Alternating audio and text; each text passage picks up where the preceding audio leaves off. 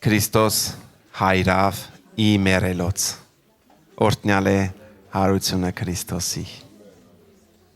Կարևոր բան հասկանանք սիրելի բարեկամներ քուր եղբայրներ որ Տիրոջ գալը միայն քեզ եւ ինձ համար միայն մարդկանց համար չէ որ ամբողջովին փոխել է կյանքը այլ նաեւ ամբողջ տիեզերքն է ստացել փրկության շնոր մեղքի պատճառով լավ հասկանանք կամ հիշենք նույնիսկ հողը անիծվեց կենտանական աշխարհը անիծվեց բուսական աշխարհը անիծվեց բայց Քրիստոսի այրունով Քրիստոսի զոհը որ տրվեց ինքն իրեն տրվեց նրանով համերաշխություն եղավ ամբողջ կենտանական աշխարհի մեջ եւ ամբողջ տիեզերքի միջև եւ Աստծո միջև դա շատ կարեւոր բան է որ մենք պետք է գիտակցենք ոչ միայն մարդկության համար այլ բոլոր տիեզերքի համար կյանքի վերջի պահերին մարդիկ խոսքեր եւ արտահայտություններ են արել Եվ վերջի խոսքերը մարդկանց, երբ որ խոսում են մահից առաջ շատ կարևոր եւ խոսում է այդ մարդու մասին։ Մի քանի օրինակներ ես այստեղ բերեցի, ովքեր վերջի պահերին մի քանի խոսքեր են ասել, օրինակ ես ասեցի, վերջապես ես պետք է կարողանամ հանգիստ քնել։ Դա եղել է ֆրանսիացի բանաստեղծ Ուրեմն գրող Ալֆրեդ Մուսեի խոսքերը վերջապես ես կարող եմ հանգիստ քնել։ Մեկ ուրիշը կասի իմ կենացը խմեք։ Դա Պաբլո Պիկասոյի, չէ, խոսքերն է իսպանացի։ Կամ մեկ ուրիշը կասի ես Աստծուն եւ մարդկանց ինչ որտեղ անարգեցի կամ լավ չմոտեցա, որովհետեւ իմ գործը, իմ աշխատանքը գերազանցապես լիովին չկատարեցի եւ դա Լեոնարդ դա Վինցի խոսքերն է իր կյանքի վերջի օրերին մահից առաջ նման խոսքեր ասե Ինչու համար եմ դա ասում որ մարդիկ երբ որ մահանում են նրանց վերջի խոսքերը կարևոր են մեկը կասի իմ երեխաների մասին մտածեք մեկը կասի իմ ունեցվածքի մասին մտածեք Եվ պետք է խոսենք Քրիստոսի վերջի խոսքերի մասին խաչի վրա մահանալուց առաջ ինչ խոսքեր պետք է նա ասի Առաջի խոսքերը որ Քրիստոս պետք է ասի խաչի վրա մահանալուց առաջ հետեւյալն է Հայր ներիր նրանց որովհետև չգիտեն ինչ են անում Հայր ներիր նրանց որովհետև չգիտեն ինչ են անում Գիտեք հոր մոտ ներումը կա նախքան այն որ մենք պետք է մեղք գործենք Մեր մոտ հակառակն է մենք Ավելի շատ կմտածենք ներման մասին, երբ որ սխալ է գործվում, երբ որ մեր հանդեպ վիրավորանք, սխալ բաներ են անում, այդ ժամանակ այդ պահից սկսած կմտածենք ներենք թե չէ, բայց Տիրոջ Աստծո մոտ այդպես չէ, Աստված արդեն ներումը ստեղծել է եւ ներումը կա, պատրաստ է նվիրել մարդկանց, նա արդեն ներումն ունի իր մոտ։ Դա կարևոր բան է։ Մենք պետք է որպես քրիստոնյաները սովորենք Տիրոջից այդ մոտեցումով մոտենանք, որ ներումը մեր մեջ արդեն լինի։ Ոչ թե երբ որ քայլ եղավ այդ ժամանակ մտածենք ներենք թե չէ։ Երկրորդ բանը կարևոր պետք է ասեմ, որ երբ որ Քրիստոս ասում է ներիր հայր, որովհետև չգիտեն ինչ են անում, հետեւյալ հարցն է առաջանում իրականապես գիտեին թե չէ։ Այս հինգշաբթի ուրբաթ եւ շաբաթ օրերը անցած խոսում ենք այս մասին եւ որոշ մարդիկ ասեցին թե Չգիտեին, թե իրականապես Աստծո որդի է։ Միգուցե գիտեին, որ անմեղ մարդ է, միգուցե գիտեին, որ ահա մարդ են սպանում, բայց չգիտեին, որ Աստծո զավակ է, Աստծո որդի է, Հիսուս Քրիստոս, Մեսիան են սպանում։ Եվ դրա վերաբերյալ ասեցինք, որ իրականապես պետք է հայտնություն լինի, որ ճանաչենք, թե ով է Քրիստոս։ Եվ գիտեք այդ հռոմեացի ուրեմն Մարդը, որ կանգնած էր, երբ որ ամեն ինչ վերջացավ, մահացավ, նա ասեց իրականապես, որ սա Աստծո որդին էր։ Կարդացեք ավետարանները։ Եվ կտեսնեք։ Եվ նա ինչ որտեղ հայտնություն ստացավ։ Եվ մենք էլ պետք է հայտնություն ստանանք, որ իրականապես ճանաչենք, թե ով է Քրիստոս։ Եվ այդ հայտնությունը մեզ կօգնի մեր ներքին սիրտը փոփոխման, մեր ներքին էակը իրականապես այդ ապաշխարության պտուղներն ունենալ, եթե ոչ մենք կգանք կլսենք Աստծո խոսք քարոզներ, ուսմունքներ կկարտանք, կծառայենք, բայց իրականապես մեր կյանքի մեջ փոփոխություն չի լինի։ Մենք արտաքին ձևով ցույց կտանք, որ լավ մարդիկ ենք, բայց ներքուստ փոփոխություն չի լինի, եթե այդ հայտնությունը չլինի Աստծո կողմից։ Երկրորդ խոսքը, որ Տերը պետք է ասի խաչի վրա, այն է, որ ճշմարտապես քեզ ասում եմ, Ղուկաս ավետարան 23-րդ գլուխ 43-րդ խոսք, ճշմարտապես քեզ ասում եմ, այսօր ինձ հետ դրախտում պետք է լինես։ Եվ գիտեք, այդ դաժան, այդ մտնշախ, այդ խավարի մեջ, այն ամենա կարելի ասել վատ այրուն լվա վիճակի մեջ Քրիստոս հետևյալ խոսքերը պետք է ասի, կյանք եմ քեզ տալիս։ Ինքը իր մասին այդ ժամանակ չի մտածում, բայց մտածում է այն մեկի մասին, որ իր կողքին խաչվում է եւ նրան կյանք հույս պետք է նվիրի։ Եվ այդ կյանքը, հավիտենական կյանքը, որ պետք է նվիրի այդ մարդուն, նրան չպետք է ասի, թե տուր ինձ ինչ-որ մի բան։ Առանց պայմանի պետք է նրան նվիրի։ Որտեղ շատ մարդիկ կուզենան ինչ-որ մի բաներ տան, ինչ-որ մի բաներ անեն, որպեսզի մտնեն դրախտ, բայց Տերն ասում է ձրի, քեզ տալիս եմ նվեր, միայն հավատաս։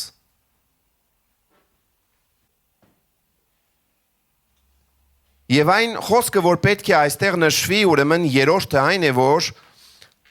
պետք է կարդանք Հովհաննես 19-րդ գլուխ 26-ից 27-րդ խոսքերի մեջ, եւ Քրիստոս պետք է ասի Մայրամին, ահա քո որդին, Հովհաննեսի մասին խոսելով, եւ Հովհաննեսին պետք է ասի, ահա քո մայրը։ Շատերը կասեն, որ այստեղ Քրիստոս կրկին կատարում է իր վերջին, այսպես ասած, պատասխանատվությունը, որ իր մորը մենակ չթողնի։ Եվ տալիս է հանձնարարություն Հովհաննեսին իր աշակերտներից մեկին, որպեսզի հոգ տանի իր մոր մասին։ Մյուսներն ասում են, որ այստեղ միասնություն կա նաև այսպես կոչված եկեղեցին, որ պետք է սկսվի նաև, թե կին տղամարդ եւ Աստծո խոսքի մեջ կարող ենք տեսնել Պողոս առաքյալը պետք է խոսի այս մասին, որ Քրիստոսում չկա կին տղամարդ, Քրիստոսում չկա հույն եւ հրեա, բոլորս մեկ ենք, հարուստ եւ աղքատ, բոլորս մեկ ենք, չկա տարբերություն, ոչ ռասայի, ոչ սերի, ոչ մի տարբերություն չկա Քրիստոսի առաջ։ Եվ այստեղ տարիքային տարբերություն ունի չկա, եւ այստեղ միացվում է Տերը կրկին ասում է, միացնում է իրար։ Հոգ տանելով նաև իր մոր մասին։ Մեկ ուրիշ խոսք, որ շատ դժվար է լսել այստեղ, այն խոսքն է խաչի վրա, որ Քրիստոս պետք է ասի, իմ Աստված իմ ինչու համար ինձ լքեցիր, թողեցիր։ Եվ գիտեք, ինչպես ասեցինք, դժվար խոսքերից մեկն է, որ չեն կարող լսել եւ անտարբեր լինել։ Շատերը կասեն, որ դա մարդկային ձևով է Քրիստոս ասում այս խոսքերը։ Իհարկե կարող ենք մտածել եւ ասել, որ իր որպես մարդ նա դժվար հասկանալ, պատկերացնել, բայց իրականապես մտածում եմ, որ չենք գիտակցում, չենք հասկանում, թե ինչպիսի ցավի միջով է անցել Քրիստոս։ Բայց հասկանանք, որ Քրիստոս ոչ միայն մարդ էր, այլ նաև Աստված եւ տարանջատել, բաժանել Աստծուն ինքն իրանից դժվար է։ Քրիստոս կասի, ես եւ Հայրը մեկ ենք, չեն բաժանվում իրենք իրարից։ Իրարուց չեն կարող բաժանվել։ Եվ այստեղ մի փաստ, մի բան պետք է կարևոր ասենք, որ Քրիստոս ասում է մի սաղմոս։ Մի սաղմոս, որ Դավիթն է գրել։ Մի սաղմոս, որ սկսվում է այսպիսի խոսքերով. Հայր, ոչ թե Հայր, այլ Աստված, ինչու համար ինձ լքեցիր, ինչու համար ինձ թողեցիր։ Բայց այս սաղմոսը սկսվում է սրանով, բայց վերջանում է ոչ թե բացասական տողերով, խոսքերով, այլ դրական։ Որովհետև վերջանում է ավելի շատ դրական խոսելով, որ Տեր, դու լսում ես իմ աղոթները, Տեր, դու ինձ կփրկես, Տեր, դու ինձ հետ ես, Տեր, դու ազգերին փրկող Աստված ես։ Եվ ես կխնդրեմ, որպեսզի դու ինքդ կարտաս այդ ծաղմոսը։ Եվ հասկանաս, որ ժողովուրդը, որ լսում են Քրիստոսին այստեղ այսպիսի խոսքեր ասելով, ժողովուրդը գիտեն Աստծո խոսքը եւ գիտեն, որ եթե ծաղմոսը սկսում ենք մեկ նախադասություն ասելով, դա նշանակում է, որ ամբողջ ծաղմոսը պետք է ասենք։ Մենք այսօր մարդիկ ես, որ կարդում ենք Աստծո խոսքը, վերցնում ենք մի խոսք Աստվածաշնչից եւ արտահայտում ենք. ես ուժեղ եմ, ես ամեն բան կարող եմ, Տիրոջ մով, որ ինձ զորացնում է։ Ու ասում ենք. ոչ մտածելով, գիտենալով, թե ով է այս խոսքն ասում, ինչ կոնտեքստի մեջ է այս խոսքն ասում, ուղղակի։ Բայց ժողովուրդը, Աստծո ժողովուրդը, հրա ժողովուրդը, որ Քրիստոսին լսում են խաչի վրա, այս խոսքերը ասելով, նրանք հաստատ, նրանք անպայման գիտեն, որ այդ ծաղմոսն է ասում եւ ինչպես պետք է վերջանա այդ ծաղմոսը եւ ինչպես է վերջանում այդ ծաղմոսը, Տերը մեր Տերն է, Տերը մեզ հետ է։ Բոլոր ազգերը պետք է փառաբանեն Տիրոջը։ Տերը լսում է մեր աղոթքները։ Այդպես է վերջանում այդ ծաղմոսը։ Եվ ոչ միայն սկիզբը պետք է կարդանք, այլ այլ ամբողջ ծաղմոսը։ Մի խոսք, որ պետք է Քրիստոսն ասի նաև խաչի վրա, Հովհաննես 19:28 խոսքի մեջ, նա կասի ես ծարավ եմ։ Եվ գիտեք, այս խոսքը մեկ ուրիշ տեղ պետք է կարդանք նաև այն սամարյացու կնոջը, որ Քրիստոս պետք է ասի ես ծարավ եմ, ջուր տուր խմեմ։ Եվ հարցը հետևյալն է, Աստված ջրի կարիք ունի։ Իհարկե ոչ, ոչ ջրի, ոչ հացի, ոչ քո, ոչ իմ, բայց ինչու է ասում ես ծարավ եմ, ինչի ծարավ է Աստված, ինչ է ուզում։ Կարելի է մտածել, որ Աստված իրականապես ծարավ է այն հարաբերության, որի համար նա եկավ եւ ստեղծեց հնարավորություն, որ մենք կարողանանք համերաշխվել իրեն հետ եւ հարաբերակցվել իրեն հետ։ Իր կյանքը դրեց դրա համար։ Իսկ մենք ինքներս դրա ծարավն ունենք հարաբերակցվելու ժամանակ հաղորդակցվելու Աստծո հետ։ Մենք ինքներս դրա ծարավը եւ ցանկությունը ունենք։ Նա ուզում է։ Ոչ թե նա դրա կարիք ունի, այլ նա ուզում է, որ մենք իրեն հետ հաղորդակցվենք։ Ամեն բան կատարված է, ամեն բան գերակատարված, ամեն բան արված է, դու էլ ոչ մի բան չունես անելու։ Եվ գիտեք, իրականում, եթե խոսենք այն մասին, թե Աստծո խոսքը մեզ այդ մեղքի մասին խոսելուց ասում է, որ մեղքի վարձքը մահն է, եւ մենք արդեն արժանի ենք այդ մահին, պետք է մահանային, բայց ինչ մահի մասին է խոսքը, ոչ թե միայն մարմնի, այլ հավիտենական մահի մասին է։ Քրիստոս կյանք տվեց հավիտենական կյանք։ Եվ մեր պարտքը վճարեց Քրիստոս։ Էլ դու պարտք չես։ Էլ դու մեղադրյալի աթոռին նստած չես կարող լինել, որովհետև ինքը քո տեղը վերցրեց։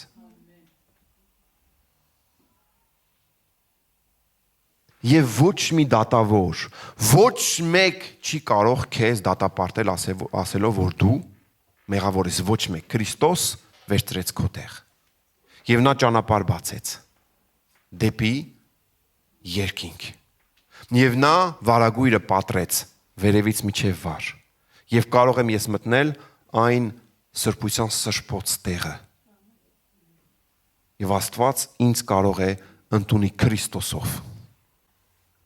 Վերջի խոսքերը ուրեմն Քրիստոս որ պետք է ասի Ղուկաս ավետարան 23-րդ գլուխ 46-րդ խոսքի մեջ, Հայր, քո ձեռքերի մեջ եմ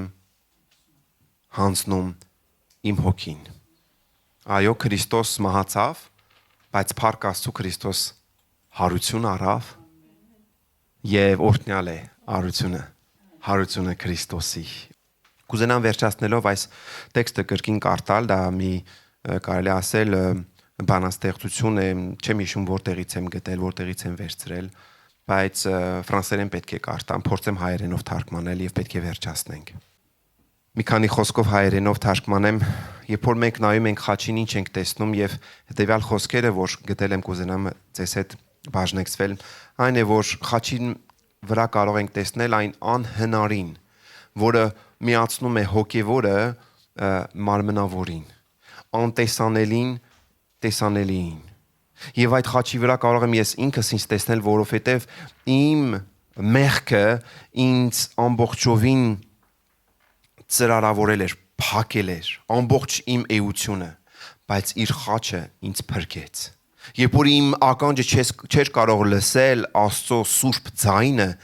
նրա շնորհով ես կարողացա այն լսել։ Երբ որ մեղքը, երբ որ մահը ինձ սպասում էր ձեռքերը բաց, նրա մահը, Հիսուս Քրիստոսի մահը ինձ կյանք տվեց։ Նա եկավ, մարտացավ եւ նույնիսկ խաչի մահով մահացավ։ Անցնելով այդ բոլոր տանջանքներով, նրան մատնեցին, ուրացան, լքեցին, թողեցին, բայց նա միջև վերջ գնաց։ Ում համար, ինձ համար։ Ինչու համար իր կյանքը նա տվեց անմեղ, ինչու համար։ Եվ ով կարող էր այդ բանը միայն անել։ Գիտե ոչ այն Աստվածը, որ սիրում է քեզ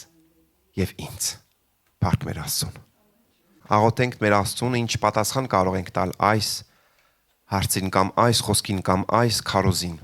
որ Տերը բացեց ճանապարհը եւ ասեց ես եմ ճանապարհը, ես եմ ճշմարտությունը եւ կյանքը եւ ոչ մեկ հոր մոտ չի գա եւ բացի ինձանից, բացի ինձանով ներողություն, բացի իմ միջոցով Քրիստոսով կարող են գնալ դեպի հորը։ Որն է մեր պատասխանը, որ մենք կարող ենք տալ այսօր կրկին, այս խոսքին։ Տերը իր կյանքը տվեց քեզ համար, ինձ համար, մեզ համար։ Նա իմ մեր տեղը վերցրեց։ Կարող ենք կրկին գոհունակ սրտով մոտենալ մեր Աստծուն եւ աղոթել։ Տեր փառք, պատիվ, զորություն։ Երբեք չենք կարող հասկանալ գինը, որ տվել ես, վճարել ես ինձ համար։ Երբեք չենք կարող այն պատկերացնել, հասկանալ, բայց դա Տեր իմ Աստված միևնույն ժամանակ կարող ենք այսօր ուղակի ապրել այն կյանքը, այն սերը, այն ներումը, որ տվել ես մեզ քո խաչի միջոցով։ Քեզ ենք փառք տալիս։